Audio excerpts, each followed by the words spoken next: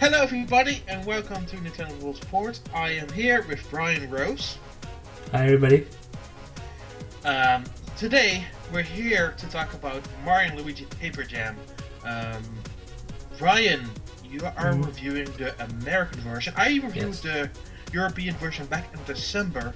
But, you know, both the sides of the coin had a chance to play the game, so it's time to have a discussion about it. Right. And we're going to talk about some things that we liked, what didn't like, and our just overall impressions of the game. So, I first want to talk to you about the premise of Mario and Luigi Paper Jam, which I think is cool, but it doesn't push it as much forward as it possibly could. No, because I felt that there could have been more with that. I mean, I like the idea, and I like the character interactions throughout the game, but I just feel like there could have been more, like maybe characters from the Paper Mario series, or more bosses, or just something that connects Paper Mario and Mario and Luigi together, because this really much feels like a Mario and Luigi game, but there's Paper Mario, but there's not really much beyond that world that we see beyond just Paper Mario and Paper Bowser and just usual paper enemies and characters. In that regard, it feels a lot like just the characters they included feel like they're from Sticker Star. And I don't really like Sticker Star. I've heard things. I mean, I've played a little bit of it, but I got turned off and I never really played it again. Right, yeah, that seems the impression of a lot of people. I think the issue is they could have gone full out of this game, just bring out enemies from like different Paper Mario games and just make a fun script that really embraces that universe. Because, like, especially when you look back at like the previous four games, you look at the kingdoms that they represent, the worlds that they represent, and what they bring to the table, and they are a lot more interesting in their designs. Well, it's basically the normal general world we'll see from a Mario universe game in this title, which I'm not sure if that represents also Mario and Luigi really well. Well, the first one I played the most. I haven't played much of the other ones. I mean, I would play them a little bit, then lose interest, but I think overall this is kind of just like a generic kind of, like in terms of settings and places, it's kind of generic. Like you have your usual wood area, you have your sand area, just like a basic plain level or an ice level, and this feels kind of generic. Yes, lava, all that stuff is there. Yeah. All the pinpoints of what a Mario moniker should have are there. But if that really represents Mario and Luigi really well is a big question or a big no-no in my eyes. Yeah. But you can't really help it. I mean, for what they worked with, like the Sticker Star template and the basic Mario and Luigi template, it still works. But there could have been a lot more. Yeah, I just think, like, everything, I like the game overall, but I just think there could have been more in terms of worlds and character representation. And also the story isn't really that interesting. I mean, it's not much beyond, oh look, Paper Mario's here, how do we get him home? That's basically the story. How do we defeat two Bowsers? Yeah. I do like some of the character interactions. Yeah, I like the dialogue a lot. Yeah, I think it's really funny. I mean, especially how the Bowsers and the Bowser Juniors interact with one another is fantastic. There's some really referential humor in there, but a lot of fourth wall humor I noticed in the beginning, at least. I really like that. Yeah, I mean, and it should have been more throughout the game because that would have made it like the perfect script. Like, still have it in the basic Mario settings, but just go nuts with the story, absolutely nuts. And it doesn't even go exactly that rowdy either. But it still works. Yeah, it's very much like a cruise control kind of story where you know that the main story is trying to defeat Bowser and all this, so it's very much a pacing. The storyline pacing is kind of just there. It exists. The main focus is on battling and finding a way to get out of the area you're currently in. Right, yeah. Or working your way up to a certain area, Yeah. which happens a lot later in the game. Mm-hmm. And that's an interesting point to go through, and that's the pacing of the game. Yeah. I mean, there has been a lot of bad stuff said about the opening parts of Dream Team, but I still really enjoyed that game, particularly because the settings were so unique, because the characters were so fun to interact with. Yeah. When you look now at this game, it's a bit generic, but the pacing is pretty decent up to a certain degree, and that's when the Toad missions come into the picture.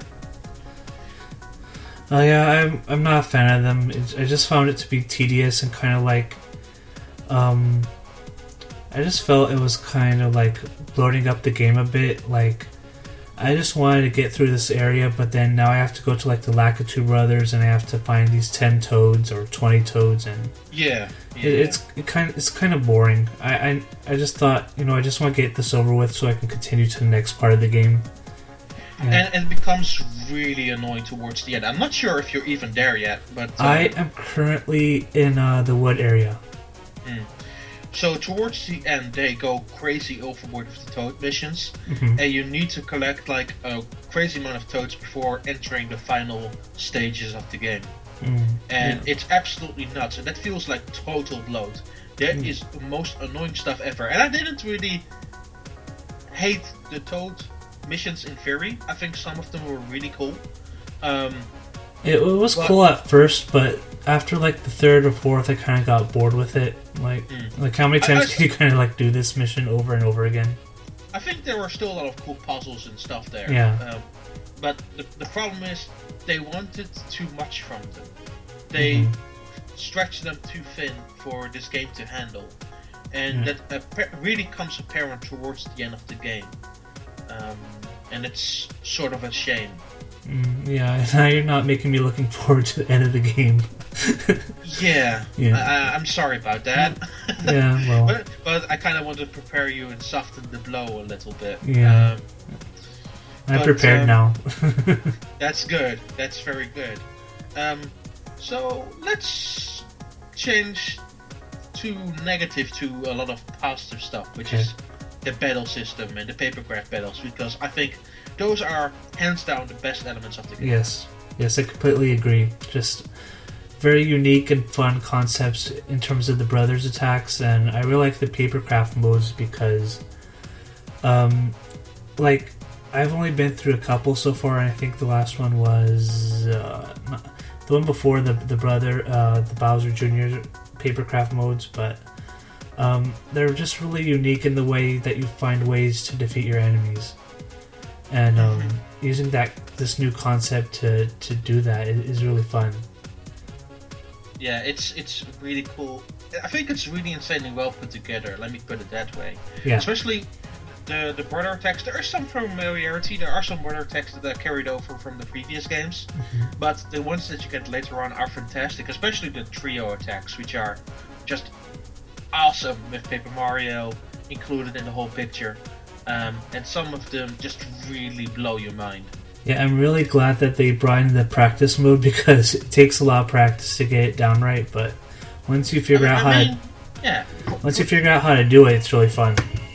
Yeah, for some people it is good that there is an easy mode option, because they can get used to the pace of the attacks and then move things up a notch. But I just think it's just a blast. Yes, it is. It's easily the best part of the game so far. Yeah. Another interesting thing that they added are the papercraft battles. Do you want to touch on that a little bit? Yeah, like I said, it's just really unique in the way that they that you come up with new ideas in each boss battle. It's just really cool. I like the mini game, the dancing mini game. It's not too hard, but it's just the right kind of difficulty to play through that. I really enjoyed that aspect of it too.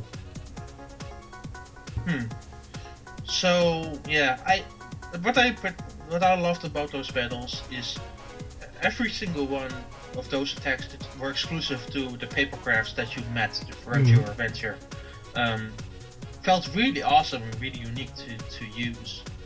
And each battle encounter felt more developed, and you get more skilled at doing them. Because at first it feels kind of tanky, you kind of have to get with the controls, it feels a bit jittery, but once you get to the second battle, you know what you need to do, but then you get new stuff laid on top of it, and then new stuff again, and then new stuff again. So you're constantly on your toes with that stuff, which I think is really impressively well done.